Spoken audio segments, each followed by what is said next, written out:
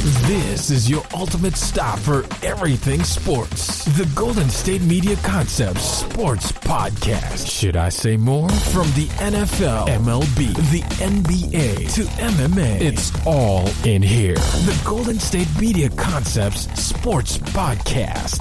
Listen now.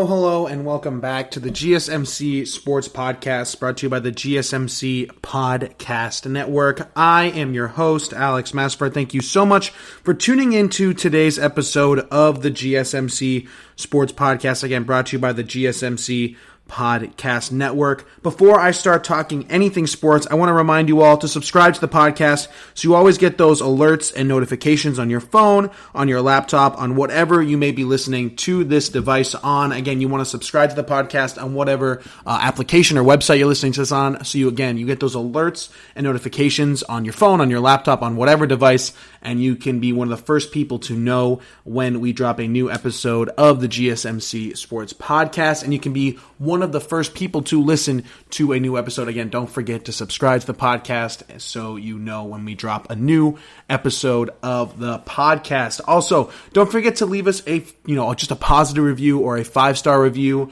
Just letting us know, it will give us a big boost of confidence. And again, let us know that you guys are enjoying the content we're putting out there, enjoying the discussion points, enjoying the topics, whatever that may be. It would just give us a big boost of confidence and let us know that you guys are enjoying what we are talking about here at the GSMC Sports Podcast. So again, if you could subscribe to the podcast and also leave us a 5-star review or just a positive review in general. And finally, don't forget to follow us on all social media platforms, Twitter, Facebook, and Instagram. We would love to interact with you guys more on there as well. On social media, we can talk about sports, we can talk about the show, we can really talk about whatever you guys want, but we'd love to interact with you more just in general. So again, Twitter, Facebook, and Instagram is where you can find us on those social media platforms. Again, Twitter, Facebook, and Instagram. We'd love it if you would follow us there.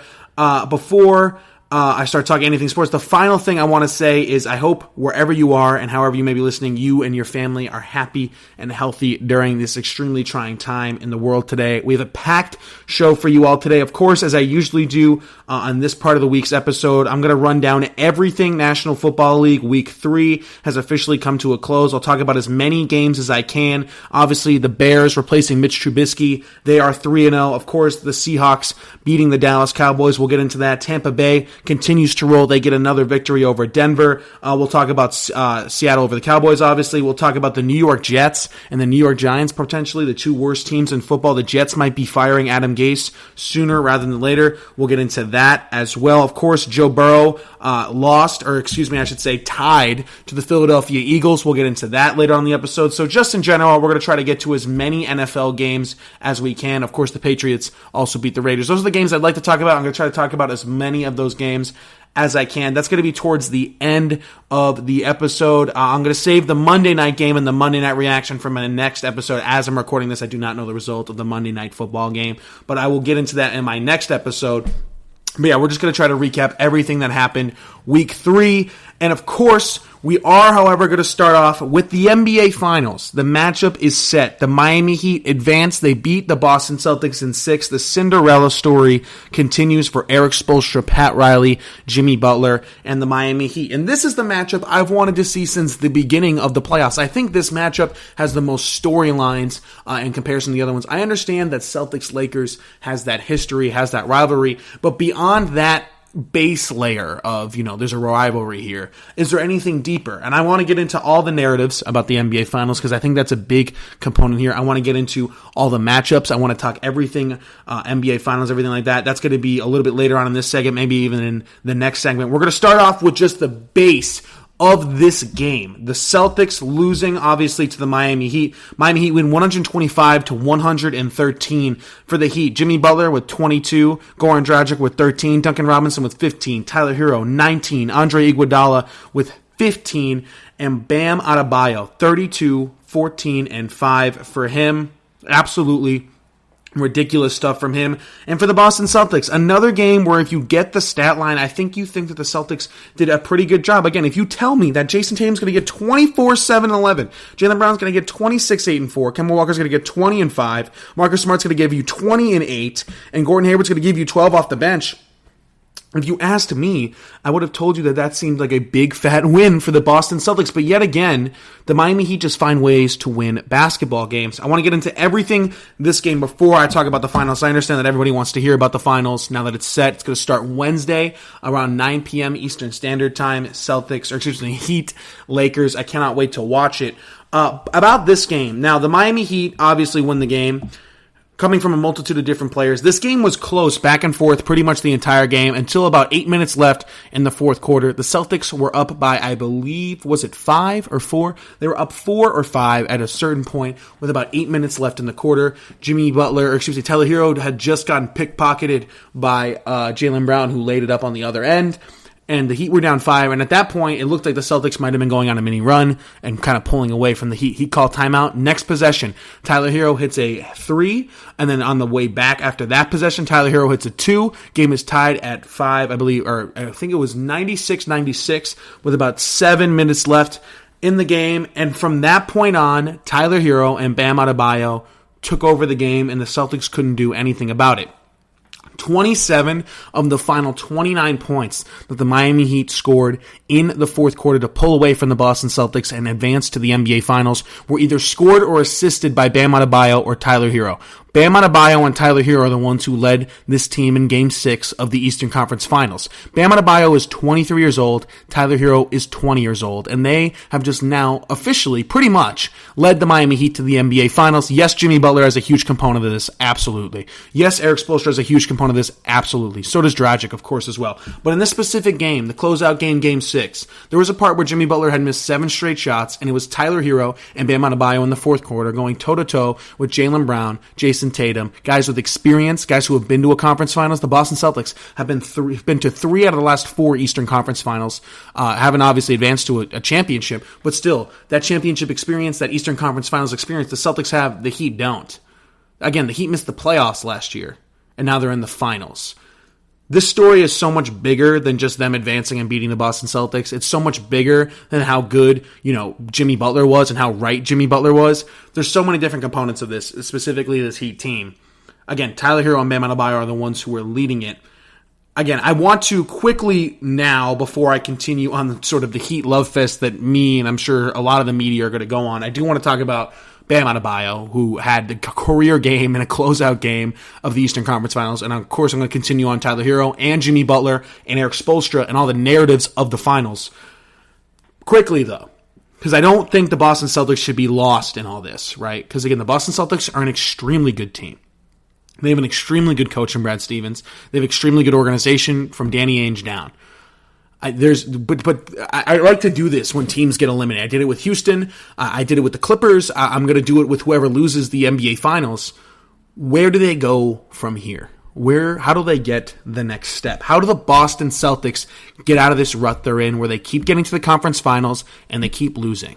It used to be to LeBron, then it became to Kawhi, and then it became to, Giannis as well, and it came to, LeBron again, and now it's come to the Miami Heat.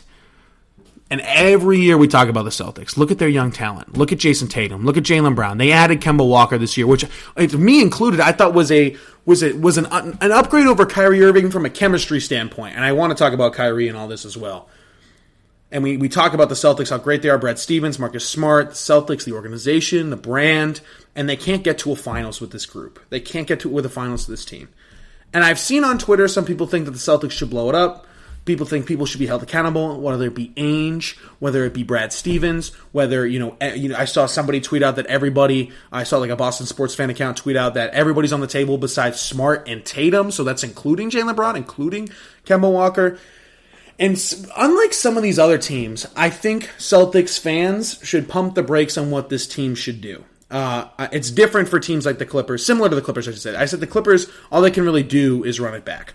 All the Rockets can really do is run it back. There's not a lot of, chance for change. The Milwaukee Bucks, I said, had a chance for change. They should try to get Chris Paul, get a new coach, all this stuff. But for the Celtics, while I believe running it back is a terrible solution when you lose in a playoff series, I think it's awful. I think it never works. I think you always have to look to improve. If you do not win the championship, you should always look to improve. Even if you do win the championship, you should look to improve your bench, look to improve your three-point shooting, whatever it is. If the Los Angeles Lakers beat the Miami Heat in the NBA Finals this year and advance to the championship, they should still be looking to improve their roster. So I don't think running it back works in sports, period. But if any team should run it back, it should be the Celtics team. Jason Tatum is a superstar. He's a top 15 player in the NBA minimum, probably top 12, maybe even top 10. I think he's probably a top 5 offensive player in the league. He's got the complete and total package. Jaylen Brown showed me something in this series where I thought he took another step. I understand they didn't win the series, but Jaylen Brown was kind of closing for this team. Every fourth quarter, the only guy who seemed to be consistently beating the zone was Jaylen Brown, actually, more than Jason Tatum. Jason Tatum, while he put up a lot of points, wasn't really doing it all because of the zone, right? He wasn't necessarily beating the zone, he was making tough shots, he wasn't breaking it down, things like that. Jaylen Brown consistently found his shot in the zone and consistently beat the zone all 6 games of this series, so he showed me something. Marcus Smart is obviously an incredible heart and soul of the team, he's great. Celtics fans are very, very hard on Gordon Hayward right now. He did not have a good game in Game 6. He was terrible on the defensive end of the floor in particular. You also have to remember he's playing hurt. You also have to remember he's opting into this season, so he's not going to be gone. I know a lot of Celtics fans almost wanted him to opt out of that player option. He's not. He's going to take that $33.5 million and be back with the Celtics next year. Here's where the Celtics go from here. You don't fire Danny Ainge. I think he's done a good enough job at GM, right? Danny Ainge gets a lot of slack, no championships, all these assets, asset hoarding, and of course people were bringing back the receipts, how they refused to trade Tatum for Kawhi or refused to throw Tatum in a trade for Anthony Davis. And I understand you can question all that. But at the end of the day, Danny Ainge has done a good enough job where I think he doesn't deserve to be fired. And if you were to fire Danny Ainge, who are you bringing in? Who are you bringing in that's better? Because I don't see anybody on the open market. Some guy who, I don't see, I don't know, the San Antonio Spurs general manager wanting out, or Masai Ujiri wanting out, or Pat Riley looking for a new challenge. I don't see any of that, right? So I don't know if you can replace Danny Ainge with somebody as good as Danny Ainge. I don't know if you can do that. So where do the Celtics go from here? The Celtics have 4 first-round picks this year.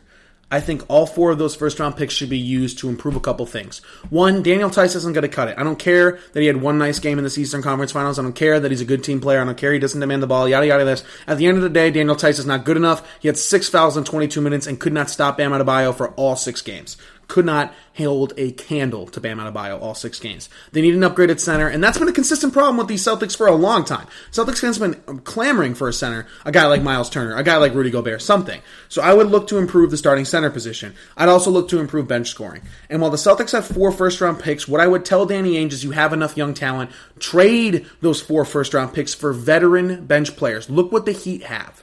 Look what the Heat have off the bench. Guys like Iguodala, guys like Kelly Olynyk, guys like Crowder. I'm not saying you have to go get those exact guys, but guys like that with championship experience, what they know to get over the hump. Because the Celtics are at the hump. How do they get over the hump? Improve your veteran scoring. I think that would be good. Improve your bench play. I think Marcus Smart should be coming off the bench, not starting. He'd be a great 6th man. Improve your bench scoring. Improve your center position. The Celtics are just right back. And you have 4 first-round picks to do it. Right? You have 4 first-round picks. A guy that I think of immediately, like that, Miles Turner. There's rumors that he wants out potentially of Indy. I think a lot of players are going to want out of Indy. I think Oladipo being one. I think he's going to end up being a Miami Heat player no matter if they win the championship or not. We can get into that in a later episode. Miles Turner comes to mind. Rudy Gobert. What is stopping the Jazz from trading Rudy Gobert? That's immediately who I thought of. Do you know how good Rudy Gobert would be in this Boston Celtics system, just clogging up the paint, being the shot blocker? The Celtics are a terrible rebounding team. He could get all the boards, defensive and offensive. He doesn't demand the ball. He's not a shooter. He will fill his role that he's been playing his entire life. And what's stopping the Jazz? The Jazz, similar to the Celtics, are stuck in this sort of rut. Maybe not as good as the Celtics. They're not making it to conference finals, but they need to shake some stuff up too. What's stopping? Throw in 2 first-round picks and get Rudy Gobert. And then go give a team another first-round pick for some bench depth. Some guys who are maybe starting on teams like the Memphis Grizzlies, like the San Antonio Spurs, or some of these guys who are starting for those teams. Some of the good role players that Cleveland has. Guys like Tristan Thompson. These guys who are just rotting away on these bad teams and starting, but coming off your bench could prove you real effective minutes going forward. Andre Iguodala was rotting in Memphis. Of course, he wasn't even playing for them. He refused to play for them. Now he scores 15 points in a Game 6 to advance to the conference, or help the Miami Heat advance to the NBA Finals. That's what the Celtics need to do. And I understand this segment's been Celtics heavy, but the Celtics are important. They're the biggest brand in basketball. Besides maybe the Los Angeles Lakers, I think they're bigger than the Knicks. Improve your bench scoring, improve the starting center position, and I think the Celtics are the best team in the East. I understand how good Brooklyn's going to look next year. I'll talk about this in my next segment. The Heat are even going to be even better next year, just because even if they don't do anything, Tyler Hero and Bam Adebayo are just going to get better because they're going to get older, right? Duncan Robinson's only going to get better. Brooklyn, of course, having Kevin Durant, Kyrie Irving, they're going to look good, right? Giannis is going to run it back with his team. They're going to win a lot of regular season games. Celtics cannot afford to run it back, right? I said at the beginning of the segment, they should run it back, as in the core, is what I meant by that. I don't think the Celtics should run it back with the same roster, but what the Celtics can't afford to do is, in reality, the Celtics can't really afford to run it back with the exact same roster. I think they should run it back with this exact same core and coach, but they need to make some improvements. Again, I don't think you can afford, though, to do the same roster. Celtics can't afford to not make moves. The Celtics can't afford just to draft 4 rookies and stash them on their bench or stash them overseas or in the G League like they usually do. Because the Bucks are looking for revenge. The Nets are getting KD and Kyrie. The Heat are only going to get better with age, and who knows what the Bulls are going to do now with a new head coach. Maybe they push for the playoffs. Who knows what Indiana is going to look like next year, right? If they get Mike D'Antoni and they can look a little bit more explosive offensively, right? Toronto is going to try to improve, maybe go after a guy like Brandon Ingram. Celtics need to get better. And I think improving the center position and the bench scoring using those first-round picks is how they should do it. All right, that's enough Celtics talk. In my next segment, I'm going to do everything NBA Finals because I do want to get to the NFL, as many NFL games as I can. Right after this short break, we're going to get into everything NBA Finals, the narratives between LeBron James and the Miami Heat, the matchups, who do I like in this series, and why. I'll give you my official pick as well at the end of the segment. We'll get into all that good stuff right after this short break. Are you looking for the very best NFL and college football podcast? Then check out the GSMC Football Podcast. Get the latest football news both on and off the field. From the NFL Draft to trades to the rumor mill to the NFL Combines, they got you covered. That's GSMCpodcast.com/football-podcast. Get updates on college rivalries, game day insights, and much, much more. It's football talk the way you want it. This show eats, sleeps, and breathes football. Don't forget to like them on Facebook and follow them on Twitter. Visit GSMCpodcast.com for more info.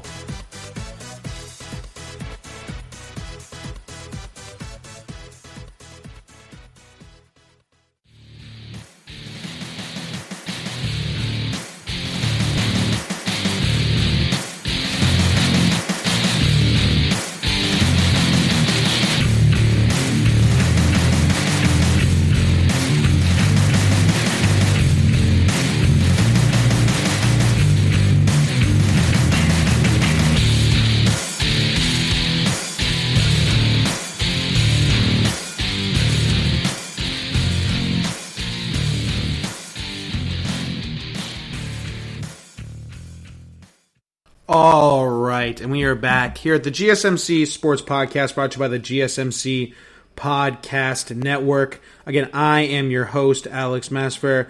Thank you so much for listening to today's episode and to be continuing to listen to the GSMC Sports Podcast. Again, brought to you by the GSMC Podcast Network. I just finished talking about how I would fix the Boston Celtics.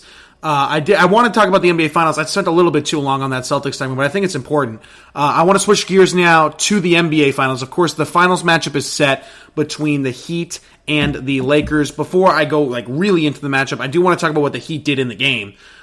Specifically, a couple things. One, this run that the Heat have done, I think, has pretty much validated everything Pat Riley, Eric Spoelstra, and Jimmy Butler believe in. Heat culture is a real thing. It's not a slogan. It's not something they just put on T-shirts. It's not something that they just say. It's real. And Jimmy Butler had an interesting quote. I think he said at the beginning of the season, I think he might have even reiterated it recently, where he said, I'm not for everybody, Miami's not for everybody, but I am for Miami. Something along those lines, as in they are completely aligned. If Pat Riley could build a player from the ground up, personality, work ethic, style, everything, I'm pretty sure Jimmy Butler would be that player. I really do believe that. I actually do believe that if Pat Riley could be any player in the world, it would be Jimmy Butler. I believe that for a fact.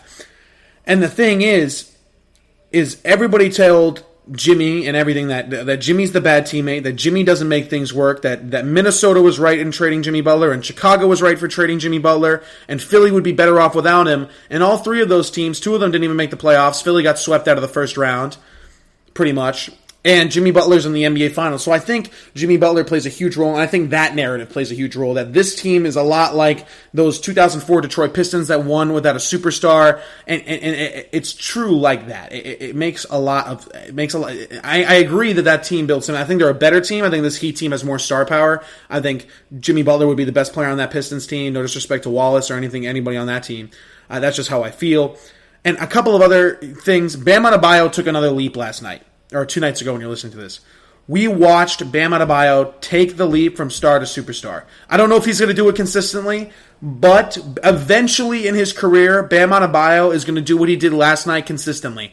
25, 12, and between 5 and 7 assists. He will do that consistently every single night, probably next year.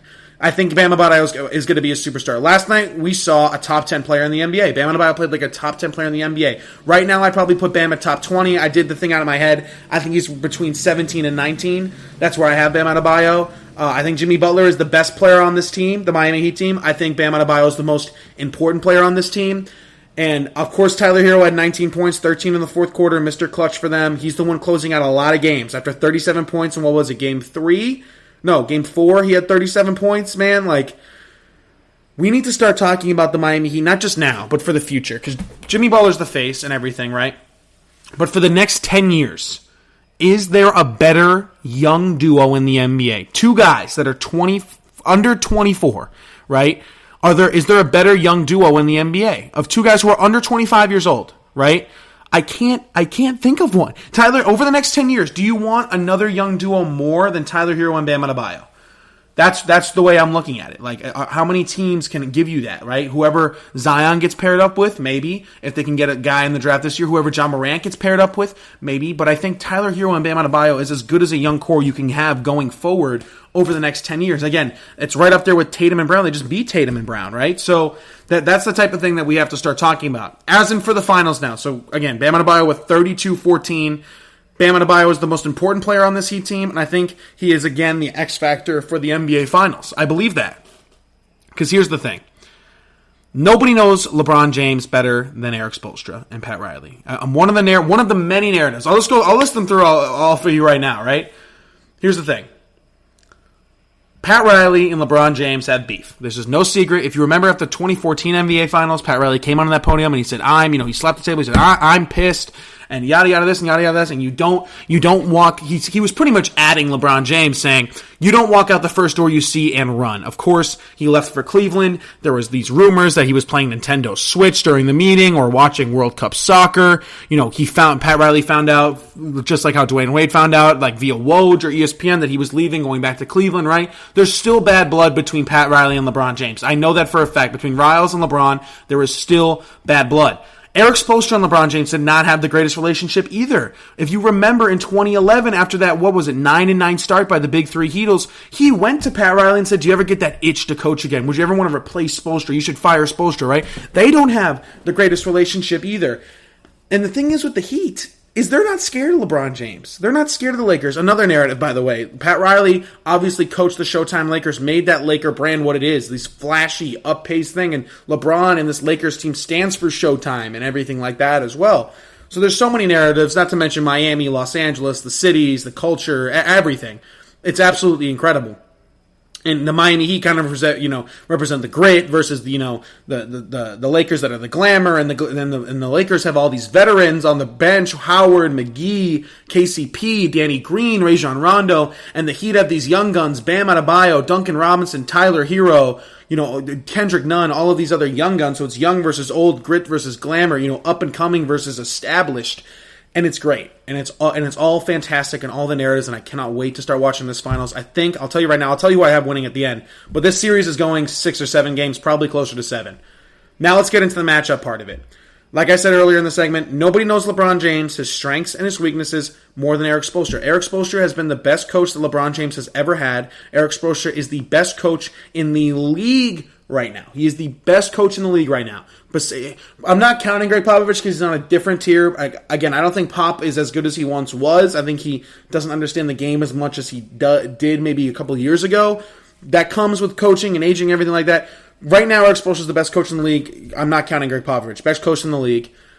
And he knows how to stop LeBron James inside and out. LeBron James does not have a good record when playing the Miami Heat. LeBron James, every time they play him, they've built this LeBron wall where they throw guys at him. They were throwing guys at him in Cleveland and including last year, throwing guys James Johnson, Justice Winslow, all these guys that don't even play for the Heat anymore. They were throwing it at LeBron James. It was causing LeBron problems. In 2011, if you remember, the Miami Heat lost to the Dallas Mavericks. What were the Dallas Mavericks playing on defense? I'll let you think about it for a moment. Zone defense. What have the Heat been playing this entire time? Zone defense. That matters. LeBron struggles against the zone. It is a known fact, and the Heat play more zone than anybody. I think the Heat might play more zone than some college teams. Seriously, at that level. Literally at that Syracuse Orange level of zone. That's how much zone they play, and that causes LeBron problems. The Los Angeles Lakers are not a good shooting team. And the ways you beat the zone, besides getting offensive rebounds and attacking kind of like the middle free throw line area, is three-point shooting, because the zone allows you to shoot a lot of threes, as the Celtics learned, as the Bucks learned, as the Pacers learned. You have to hit your threes or you're not going to win the game if you're playing against the zone, and nobody has hit the threes that has been able to beat the Miami Heat, right? And out of all the teams they played, I'm pretty sure the Lakers are the worst three-point shooting team out of any of the teams that the Heat have played so far. That's a factor. 3 out of the top 4 LeBron James defenders are all on the Miami Heat, right? So if you go through LeBron's entire career, 4 players have been very excellent when guarding him, right? Those 3 players, number 1, obviously, Draymond Green, holding him under 40%. I think Draymond Green has been established as maybe the greatest LeBron defender of all time. You could consider that. And then there's Jimmy Butler, number 2, who's held LeBron to 41% free throw percentage. Jay Crowder, who's held him to 42% free throw percentage, and Andre Iguodala, who held him to 43%. So the Heat have Andre Iguodala, by the way, literally won a Finals MVP for his work against LeBron James, guarding him in those finals. So you have 3 of the top 4 defenders that LeBron has ever faced in his career. 3 of the top 4 LeBron containers or stoppers or make life harders, whatever you want to call it. Not to mention, Bam Adebayo is going to get some minutes on LeBron James as well. I think Bam Adebayo is the most versatile defender in the league, and I think Bam Adebayo is the best defender in the league flat out. I think the only guy I'd probably take over him is maybe Kawhi Leonard for a possession, but in certain situations I'd rather have Bam, and in certain situations I'd rather have Kawhi. Not to mention, so they have 4 solid guys: Iguodala, Butler, Crowder, Bam, who are all going to get minutes on LeBron James, not to mention the zone on top of that. Anthony Davis has kind of gone through the playoffs, right? Having a phenomenal playoffs, averaged 31 in the Western Conference Final. He's never faced, through the playoffs at least, a legitimate center that could guard him. That gives him a real good chance of actually making life harder. Nikola Jokic is great on the offensive end. He doesn't do crap on defense. We know this. He wasn't making AD's life any harder on the defensive end of the floor, and neither was Paul Millsap in the minutes that he got either. Or Jeremy Grant. Nobody was making life hard on Anthony Davis. Bam Adebayo will make life miserable for Anthony Davis. He might hit, in order for Anthony Davis to go off, he's going to have to hit tough shots, right? And he can hit all the tough shots he wants. Maybe AD still gets the 35, but he's going to be tired, and he's going to be hitting a ton of tough shots. You're going to make a life a lot harder if you're Bam Adebayo, right? And then on the other end of the floor, what's the Lakers' biggest weakness, right? See, I'm going on a Heat love fest because every single matchup, in my opinion, favors the Miami Heat. Every single one. Including the point of attack thing, right? What did I tell you? The Lakers' worst asset is their point of attack defense. Who's guarding Goran Dragic, who's kind of revitalized, he's turned back the clock this playoffs, averaging over 20 for the playoffs. Who's guarding Tyler Hero, who averaged 21 in the Eastern Conference Finals? Who's guarding them? Again, Tyler Hero, who dropped 37 on first-team All-NBA Marcus Smart's head, is going against Rajon Rondo and Alex Caruso now. That's easy for him. Who's guarding Duncan Robinson? Who's guarding any of the Heat guards that they have? Kendrick Nunn might get some minutes as well. These are the things that the Lakers are going to have to struggle with. I think the Heat have the better coach. I think Eric Spoelstra is way better than Frank Vogel. I think the Heat have the better bench. I think the Heat have the better overall roster. There's just one thing. The Los Angeles Lakers have LeBron James. And sure, the Heat have the zone, and the Heat have 3 of the best 4 LeBron stoppers in the league, and the Heat have the shooting, and the Heat have the coach that knows him, and the Heat has the general manager that knows him inside and out, and there's beef, and there's rivalry, and there's Jimmy Butler, and there's the validation that they all want to get. But at the end of the day, LeBron James is on the Los Angeles Lakers, and the Miami Heat don't have LeBron James. And while they have the stoppers and the zone, LeBron James is still going to get 25 a night. I'm just telling you, 25 a night, close to a triple-double every single night. On a bad LeBron James night, the worst LeBron James stat line would be like 22 points, 8 and 8 on terrible shooting. That's the worst you're going to get out of LeBron James in this series. You know LeBron wants to get his 4th championship. You know nothing's going to stop him at getting that. So how are the Heat going to stop LeBron James? I listed all the reasons. Will that be enough? Only time will tell. It's so hard for me to pick a winner in this series. It's clear it's a toss-up in my opinion. All the Laker fans that are telling me, oh, it's going to be Lakers in 5, absolutely not. This series is going 6 or 7. All the Heat fans that think that the Heat, since they own LeBron and they're on such a hot streak, they're going to win in 5 or 6, absolutely not. It's going to 7. 6 or 7, I should say. If it goes to 6, the Lakers are winning, right? So if it goes to 6, the Lakers are winning. If it goes to 7, I think if the Heat can get it to a 7th game, they'll win. I think if the Heat get it to a 7th game, they'll win. But if it ends in anything before 7, I don't think the Heat can get it done unless it goes to 7 games. The Lakers struggled to close. The only real closer on this team is LeBron. I understand AD hit that incredible shot. Don't get me wrong. The Heat have been the best closing team in the NBA. They run over people in the fourth quarters for all 3 parts of the series, including the Celtics, what they did 2 nights ago. That's another mismatch. If it goes to 7, I like the Heat. Anything before 7, I like the Lakers. Let me know what you guys think of this series. Another interesting statistic, Jimmy Butler and LeBron James head-to-head matchup, 17-17. They both beat each other 17 times and lost to each other 17 times. This finals is going to be incredible, guys. This finals will be so much better, so much more entertaining than last year's finals between Toronto and the banged-up Golden State Warriors. I think it'll actually be more entertaining than some of the LeBron Cavalier teams versus the Golden State Warriors. I think it just will be more competitive. I have it going 7 games. I think the Heat win in 7. I really think the Heat win in 7. If I had to pick something, I'd probably say, I think, here's the thing. If I have to give you a concrete pick right now, I'm going to say Lakers in 6 or 7, but there's a real chance the Heat win in 7. Literally 50-50. Don't take my word for that prediction yet. I haven't made my entire mind up yet. I got to do more research.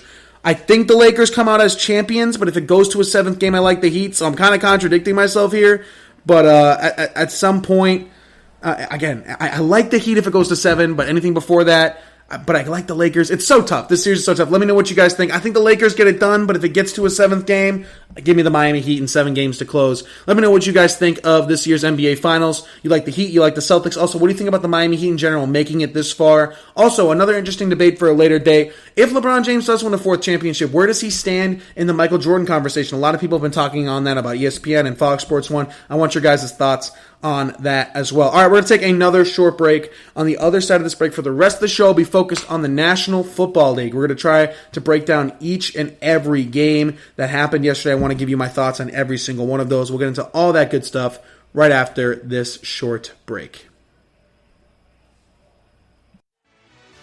Check out the show that's built on the MMA. From the UFC to extreme cage fighting, they got the fights covered. Check out the GSMC MMA podcast. Get the latest news on past or upcoming fights. Join us as we talk to and about some of the biggest names in the MMA, past, present, and future. When it's the fight game, there's just one show to check out. GSMCpodcast.com/MMA-podcast. Don't forget to like them on Facebook and follow them on Twitter. Visit GSMCpodcast.com for more info.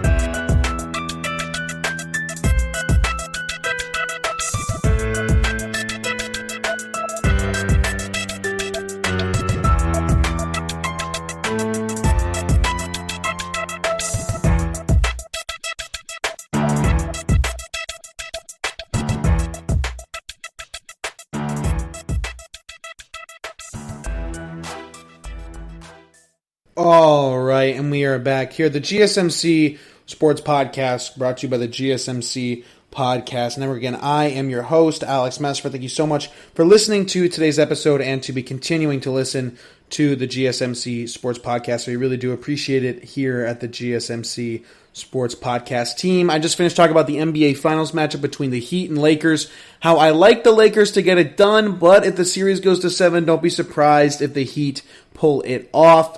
Again, I'm a big fan of this Miami Heat team. I think they're incredible. One of my favorite teams, I think, throughout NBA history, to be honest with you. Reminds me a lot of that 04 Detroit Pistons team, that grit and grind sort of mentality. Again, everything that Pat Riley ever wanted in a basketball team is a part of this Miami Heat team right now. Can they get it done? I don't know. I like the Lakers. They have that LeBron James factor, but man, do the Heat have the bodies. They have the strategy, the zone, the 3 of the best 4 LeBron defenders, the shooting, the guards, everything. But at the end of the day, the Lakers have LeBron James, the best player in the world, maybe the greatest player of all time. And I don't know if the Miami Heat are going to be able to beat that. For the rest of the episode, I want to recap the NFL Week 3 for the next 20 to 30 minutes or so. I want to go through as many games as I possibly can. Of course, we're going to start off with the Dallas Cowboys, the biggest brand in football. They lost, dropping to 1-2 on the season. The Seahawks 38-31 destroy, or I shouldn't just say destroy, but beat the Dallas Cowboys. Russell Wilson, 27 of 40, 315 yards, 5 touchdowns, no picks. Were you surprised? DK Metcalf, 4 receptions, 110 yards, and a touchdown. Tyler Lockett, 9 receptions, 100 yards, and 3 of those touchdowns. And I believe Carlos Hyde might have caught a touchdown. No, he didn't catch a touchdown. Anyway, Hollister caught the touchdown, I should say, not Carlos Hyde. Jacob Hollister caught that final touchdown for Russell Wilson. On the other side, Dak Prescott with 37 of 57, 472 passing yards, 3 passing touchdowns, 2 interceptions. One of them was on the final play, trying to get a touchdown or a Hail Mary sort of thing. Ezekiel Elliott with only 34 yards on the ground, but did get a touchdown. Michael Gallup in 6 receptions, 138 yards, and a touchdown. Wilson with 5 receptions, 107 yards, and 2 touchdowns. Amari Cooper with 86 yards. CeeDee Lamb with 65 yards. Should the Dallas Cowboys be panicking is the main question here. No, they should not. Here's the thing. The Dallas Cowboys have to realize something. There are major, major flaws on this team. One of them being the quarterback. One of them being a banged-up offensive line. One of them being maybe the worst secondary in the entire league. And one of them being that the coach might not be as good as everybody thought they were. But here's what the Dallas Cowboys have on their side. They play in the NFC East, or as I should say, probably the NFC least. 8-8 wins this division. 7-9 might win this division. Seriously, with how bad Philadelphia looks, with how bad the New York Giants look, with how bad the Washington football team looks, you're telling me 7 wins from the Dallas Cowboys doesn't get them into the playoffs with tiebreakers? That's all Dallas needs, really, is 6 to 7 wins. And I think they have the quarterback to do it. I think they have the coach to do it, everything like that. But the Cowboys were never a Super Bowl team, folks. I told you about this. I never saw what everybody else saw in the Dallas Cowboys. I never saw what everybody else saw in Mike McCarthy. Again, I don't think he should have been the hire. He would have been my second choice, though. I don't think he was a bad hire. Number 1 would have been Lincoln Riley of Oklahoma. Even though he just lost to Kansas State, he would have been my pick. Again, the Dallas Cowboys were never a Super Bowl team. Dak Prescott was never a Super Bowl caliber winning quarterback. This roster was never a Super Bowl caliber winning roster. There are some bright spots. One, Aldon Smith, the comeback story. He's leading the league in sacks right now. That's awesome. Another plus, the Dallas Cowboys definitely have the best wide receiving core in the league. Another plus, I think they have one of the best running backs in the league. If their offensive line could have been healthier and if their secondary could be better, this Dallas Cowboys team could absolutely be a 12-win team in the Super Bowl. And the reality is they have a terrible secondary, a terrible defense overall, really. Aldon Smith's one of the few bright spots. Their offensive line is banged up, and they have a quarterback issue. The quarterback issue is that Dak Prescott can beat the bad teams, and he can't beat the good teams. Dak Prescott can do everything right in the first 3 quarters and then can do nothing right the final drive. The last 3 throws for Dak Prescott in this game. Dak Prescott, incompletion, completely inaccurate throw on a short crossing route. Inaccuracy would have brought up 2nd and 5. Second one, not elusive enough, gets sacked. And then on the third one, he kind of just throws a pick, a ball he didn't need to throw. He could have thrown the ball away and lived to throw another down. But instead, he threw it up in the end zone into pretty much quadruple coverage, and the Seahawks picked it off and won the football game. That Dak Prescott does not deserve $45 million, and that's why Dak Prescott doesn't make $45 million. That's why Dak Prescott isn't Patrick Mahomes. That's why Dak Prescott isn't Lamar Jackson. That's why he's not Tom Brady. It's not why he's not Aaron Rodgers, right? We knew all this. I told you all this. This is what Dak Prescott really is. Dak Prescott is an average quarterback.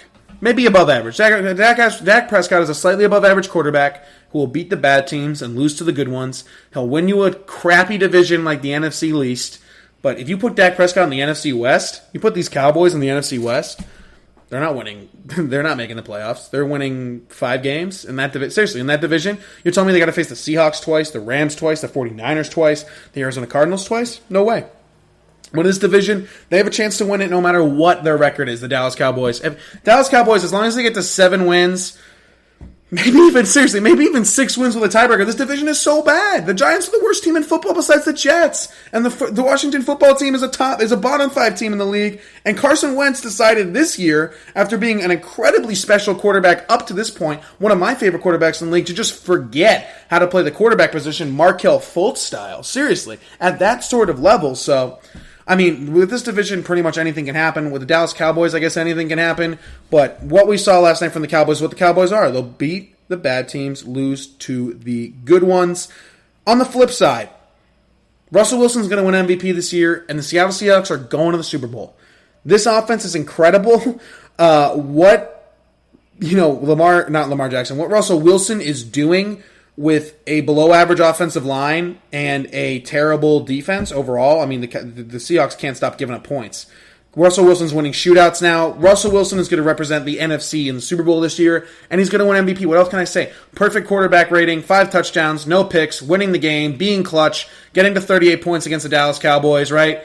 What Russell Wilson can do is win you a game. You switch teams. If you give Russell Wilson the offensive talent that Dak Prescott has, I swear to God to you, if you switch teams, right? If you put Russell Wilson on the Cowboys and Dak Prescott on the Seattle Seahawks, I think Russell Wilson would throw 10 touchdowns against with that receiving core with CeeDee Lamb and all them.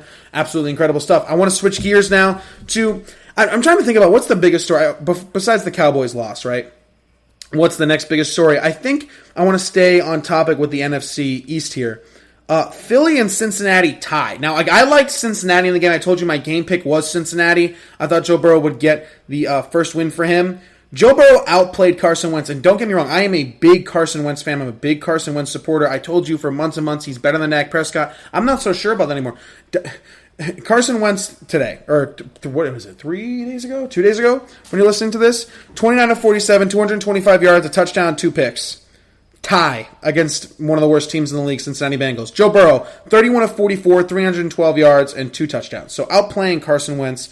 Absolutely incredible stuff from Joe Burrow. I'll get into that. What is wrong with Philly? I don't know. Can Philly fix it? I don't know. It's hard for me to completely give up on Philly and sell my Philadelphia stock. I still think Philadelphia can win this division. The only problem is they're dealing with so many injuries on the wide receiver position. Miles Sanders is still not proven if he can be the number 1 leading carry back. He kind of did it in college after backing up Saquon Barkley. He's kind of doing it this year, not to an effective enough level. This offensive line is suffering injuries. Jason Peters got hurt, and this defense is not good. I don't think the Philadelphia defense is good. I think Darius Slay might be good, but I don't see a lot of bright spots besides Fletcher Cox maybe as well. Not a lot of bright spots in this Philadelphia defense. Again, the only thing that they have going for them is, again, this NFC least division. They can win the division with 7 games.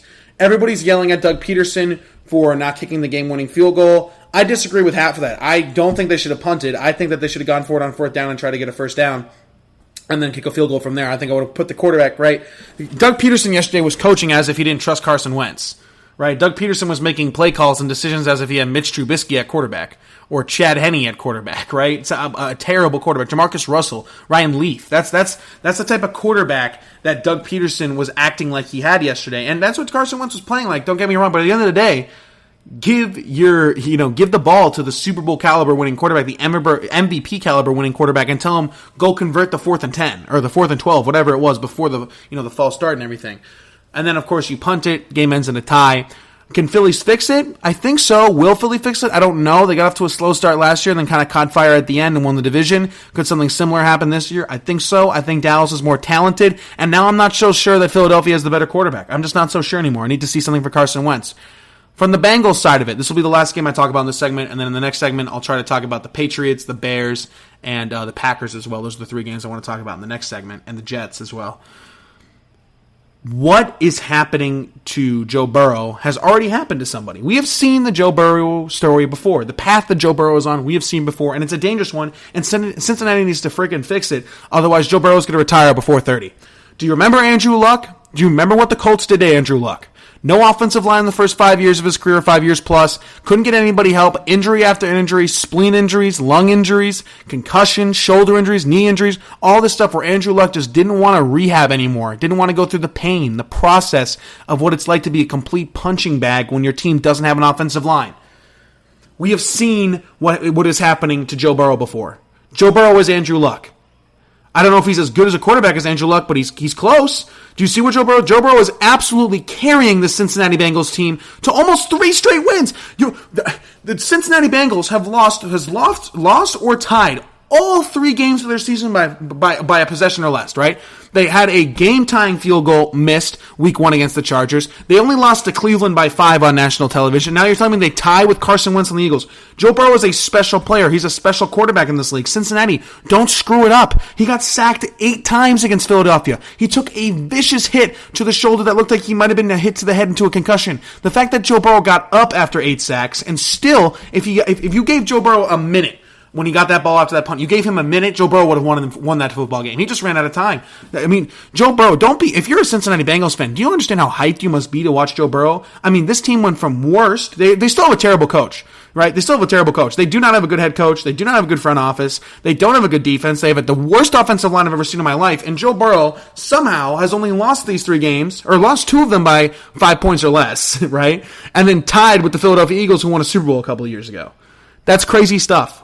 Get him an offensive line, Cincinnati, because I don't want to see what happened to Andrew Luck, that sad thing that happened to Andrew Luck, those injuries that made him retire before 30. I don't want to see that happen to Joe Burrow, so please, Cincinnati, get him an offensive line. I love watching Joe Burrow. He's so much fun to watch. He's so clutch. He doesn't not make a play. He's just a gamer. It's absolutely ridiculous. All right, we're going to take one final short break. On the other side of it, I want to rattle off as much NFL games as I can in the next 10, 15 minutes, as well as I want to touch on Adam Gase potentially getting fired by the New York Jets, and on top of that as well, Earl Thomas is looking like he's going to sign with the Texans. I want to try to get into that if I have time, but at the bare minimum, we're going to talk about the Bears, the Patriots, and Bears, Patriots, Bills, and Packers at least. Hopefully we can get to the Jets and the Bears as well, or the Jets and the Earl Thomas signing as well. So much sports going on, man. I absolutely love it. I want to get to it all. All right, we're going to get into all that good stuff right after this final break. Are you looking for help for your fantasy football team? Check out the GSMC Fantasy Football Podcast. Get today's best advice on who to start, who to sit, even who you should draft. From sleeper picks to red-hot lineups, they got it all covered for you. That's GSMCpodcast.com/fantasy-football-podcast. We'll cover traditional leagues, dynasty, PPR, even IDP leagues. When you need fantasy help, there's just one show to hit up. Don't forget to like them on Facebook and follow them on Twitter. Visit GSMCpodcast.com for more info.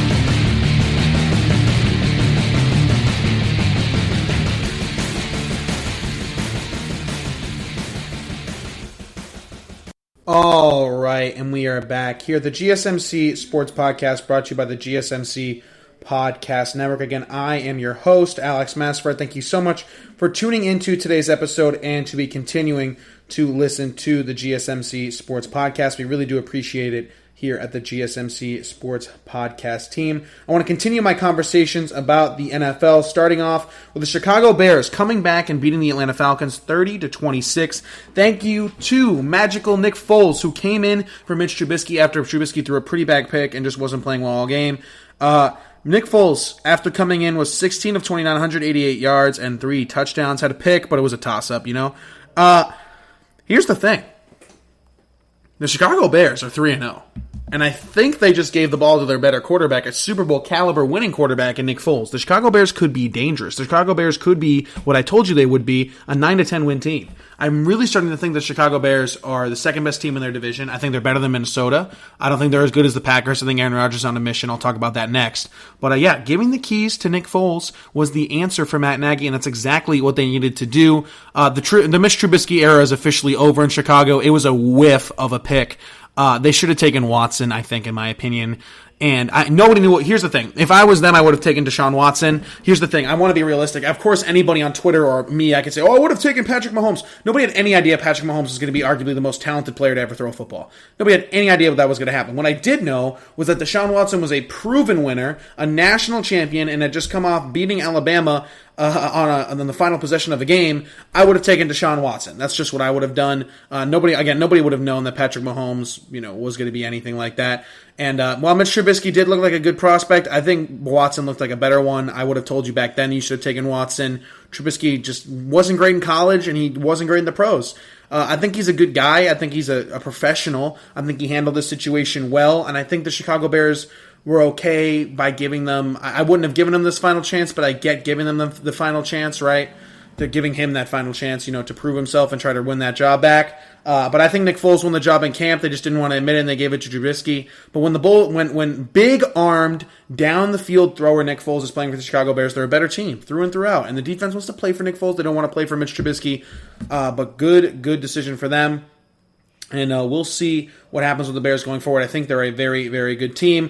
Staying in that division, obviously the Green Bay Packers won 37-30 over the New Orleans Saints. Couple things in this thing. One, Aaron Rodgers is going for MVP. 21 of 32, 283 yards, and 3 touchdowns, no picks. Aaron Jones was 69 yards on the ground and a touchdown.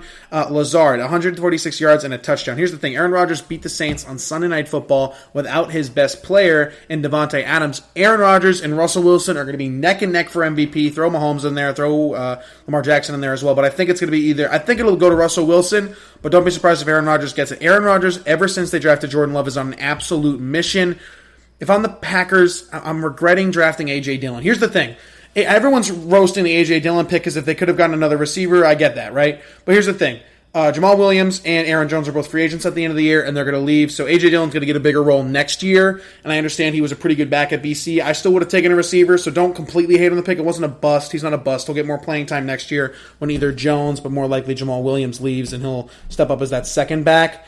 But at the end of the day, Aaron could have used a receiver, and I think the Packers are a receiver away from going to the Super Bowl. I really think that. I think they have a chance. I think we're going to see Packers. I could say I think we're seeing Tampa, Seattle, or Packers, Seattle in the NFC Championship game. That's just how I feel it. Great job by Aaron Rodgers again, playing another near perfect game. As for some other storylines around the league, the Patriots continued their rolling, and they're 2-1 now against the Las Vegas Raiders. They win, 30? Did they even get to 30? The New England Patriots won. I'm pretty sure they got to 30. Yeah, 36-20. Completely on the ground game. Cam Newton was 17-28, 162 yards, a touchdown and a pick. But really, it was the ground game. Sony Michel, 117 yards on the ground. Rex Burkhead, 49 yards on the ground, had 3 total touchdowns. Taylor with 43 yards on the ground. Newton with 27 on the ground. They were just completely running all over the Las Vegas Raiders, and this is the type of team that they are. If the New England Patriots can get a deep threat for Cam Newton, they're right back up there with the Super Bowl contenders. They really are. I truly do believe that. If they can get a guy like Allen Robinson, that would be huge for Cam, because Julian Edelman can't handle the entire workload of that wide receiver core. If they could get a downfield threat for Cam, that'd be great. I think they're the best running team in the entire league besides maybe Baltimore. And at the end of the day, man, Patriots are still chugging. They're still here. What did Tom Brady say in that? We're still here. I know Tom Brady's not on the team anymore, but we're still here is rating true for the New England Patriots. Finally, I'm not going to get to Buffalo. I understand they won. They won on a bogus call. They should have lost the game. The Rams, that pass interference call was complete bogus. I'm still not into Josh Allen. I'm into Doug McDermott. I'm into their roster. I'm into the wide receiving core. I'm into their weapons. Josh Allen's obviously having a really nice start to the season. I understand he threw 4 touchdowns. He also almost cost his team the game by the fumble and the pick. That's all I'm saying. Josh Allen's not a good quarterback. You can't convince me otherwise. He's not good. He's not going to win the Bills a Super Bowl. He's going to be the reason. He's holding the Bills back. Bills are 3-0, and he's holding them back. He is the reason why they almost blew a 28-3 lead, because the picks and the turnovers and the fumbles, all that stuff, all right? Josh Allen is a nice player. He's not and not a Super Bowl winning quarterback. He's not an MVP candidate. Don't give me any of that crap. All right, finally, two last segments. I'm almost out of breath. Two last topics. One is Earl Thomas. It's looking like he's going to be a Houston Texan. That's big for Houston. They're 0-3. They've obviously been 0-3 before and made the playoffs. I don't think they'll do it. Deshaun Watson needs help. They got no receivers, man. Kenny Stills, Brandon Cooks, failed experiment. David Johnson, failed experiment. Bill O'Brien, failed experiment. They need to all get out of here. For real. Bill O'Brien, I think, is going to get fired. I don't think he's coming back next year. I don't want to roast Brandon Cooks, Johnson, and Stills. They're all nice players, and none of them are number one receivers, and David Johnson's no longer a number one back, if you ask me, unless he had the Cowboys offensive line. If the Cowboys offensive line went healthy, or the Indianapolis Colts offensive line, then David Johnson could be a number one back again. I don't think he is right now. That's just what I personally believe. But adding Earl Thomas to this defense will hopefully hold them up. If Tennessee wasn't looking so good, Tennessee's 3-0, Indianapolis is 2-1, better start than I thought they would have, and the Jacksonville Jaguars have a win. I don't know if they can get back in and win this division. I don't know if they can catch up to Tennessee. I still think they can go for a wild card spot, though, because that extra wild card spot, I think there's a chance that Houston still makes the playoffs, but I'm not sure. Finally, the Thursday Night Football preview. I usually do it, and it's usually one of my longest segments. I'm not really going to talk about it that much next episode. I might a little bit. It's Jets-Broncos. No Drew Lock for the Broncos, and I still think the Broncos are going to win the game. Adam Gase is the worst coach in the league, maybe even league history. Him and Jeff Fisher are neck and neck for that. There's rumors that he's going to get fired if they lose, and I think I don't know. Should you fire your coach 4 games after the season? Arguably no, but Adam Gase is such a special case where it's like the team might actually get better if he's fired and you just promote somebody from within and get ahead of the head coaching search. Sam Darnold had a couple nice plays, a couple bad plays. I'm so split on Sam Darnold and the New York Jets because, again, Adam Gase should be fired, and he will be fired probably after losing the Thursday night game. They'll look for a new head coach, probably Eric Bieniemy. Some guys from college as well could be, looked at as well. But if the Jets get the number 1 overall pick, the big question for them is, are they going to give up on Sam Darnold and draft Trevor Lawrence, or are they going to move him? If it was any other prospect, right? If Trevor Lawrence was staying in college and playing his senior season, I wouldn't give up on Sam Darnold. I like Justin Fields a lot. I just think Sam Darnold does have some really good redeeming qualities. And with a good offensive system, a good line, some good weapons, I think Sam Darnold could do some really good games. Win a lot of really good games for the New York Jets, I should say. I think he can still do that, but I think Trevor Lawrence might be too much to pass up on. I really do believe that. And in a division where everyone seems to have a pretty good sense at the quarterback position, I don't like Josh Allen, but he's definitely the Bills' future. Tua Tagovailoa is going to be the Dolphins' future, and even if Cam Newton is in the future in New England, they're so well run, they seem to make anything work. Trevor Lawrence might be too good to pass up, because Sam Darnold could be really good. I know Trevor Lawrence is special. That's the difference. Let me know what you would do if you were the New York Jets, and I think Adam Gase will get fired after the Thursday night game. All right, that is going to do it for today's episode of the GSMC Sports Podcast, again brought to you by the GSMC Podcast Network. Thank you so much for listening to today's episode. Don't forget to subscribe to the podcast. Follow us on all social media platforms, Twitter, Facebook, and Instagram. And also, don't forget to leave us a 5-star review or just a positive review in general. Again, thank you so much for listening to today's episode. Again, I've been your host, Alex Mastrofer, and I will see you all in the next episode.